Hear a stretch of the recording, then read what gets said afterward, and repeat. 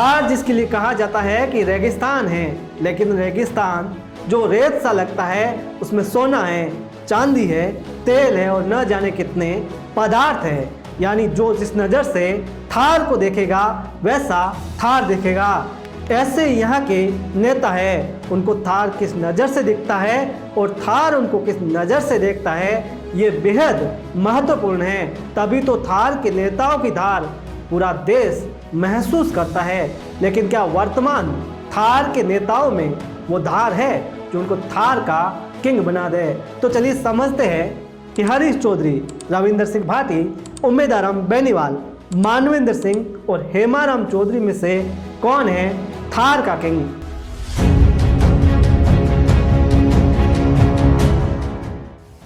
थार जिसके रेतीले पहाड़ कब किधर खिसक जाए कहा नहीं जा सकता, ऐसे यहाँ के नेताओं का इतिहास रहा है। कोई एक पार्टी में ज़्यादातर नहीं रहा और इसलिए उस नेता के साथ जनता भी ज़्यादा नहीं रही।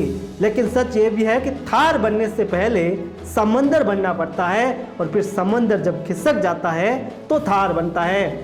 तो क्या जो खुद को सियासी समंदर समझते थे, जब वो अपनी पार्टी से खिसक कर दूसरी पार्टी में गए तो उनकी समंदर से गहरी सियासत में सिर्फ रेत सा सूनापन ही बचा। जो थार को समझते हैं वो समझते हैं कि ऐसे दर्जनों नेता हैं जिनकी सियासी गहराई थार के रेगिस्तान में बदल चुकी है। लेकिन अब वर्तमान की बात करते हैं कि हरीश चौधरी थार के किंग है या हो सकते हैं।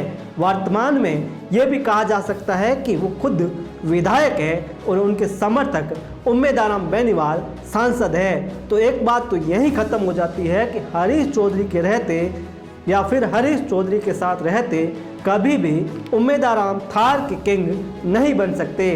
तो क्या हरीश चौधरी हो सकते हैं? इसको समझते हैं। दरअसल थार का किंग बनने के लिए सर्व समाज का नेता बनना पड़ता है, क्योंकि थार किसी एक समाज या वर्ग का नहीं है। और ठाकुर का कुआं वाली घटना ने हरीश चौधरी को एक समाज का नेता बनाते हुए दूसरे समाज से अलग किया है।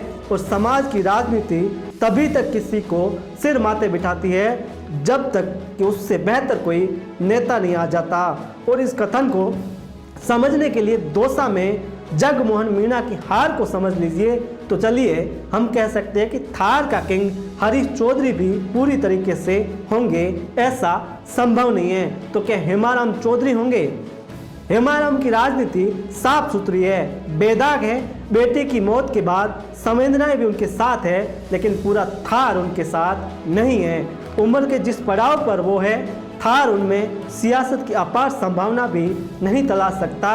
तो उनके वारिस पर अभी हम बात नहीं कर रहे हैं। तो फिर थार का किंग कौन होगा?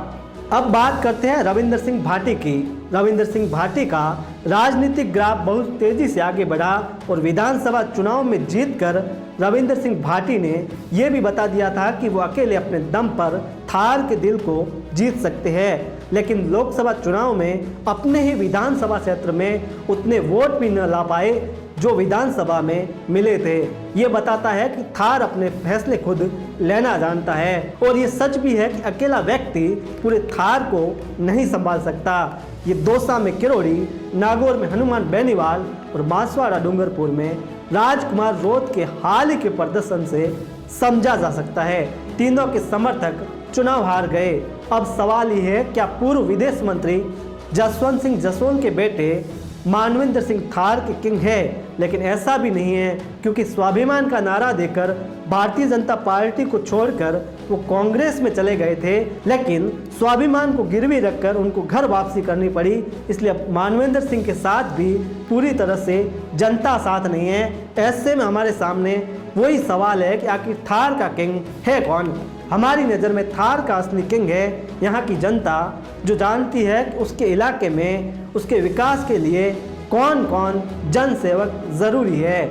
जहाँ इन्हें हरीश चौधरी की ज़रूरत दिखी उसे जिताया, कैलाश चौधरी के प्रति नाराज़गी दिखी तो उम्मेदाराम को जिताया, रविंदर के संघर्ष का फल देना था तो विधानसभा पहुँचाया। और पूरे थार का किंग बनने के लिए पूरे थार की आवाज़ बनना पड़ेगा, बिना जाति धर्म के बंधन में फंसे। और वर्तमान पार्टी की सियासत इसकी इजाज़त नहीं देती।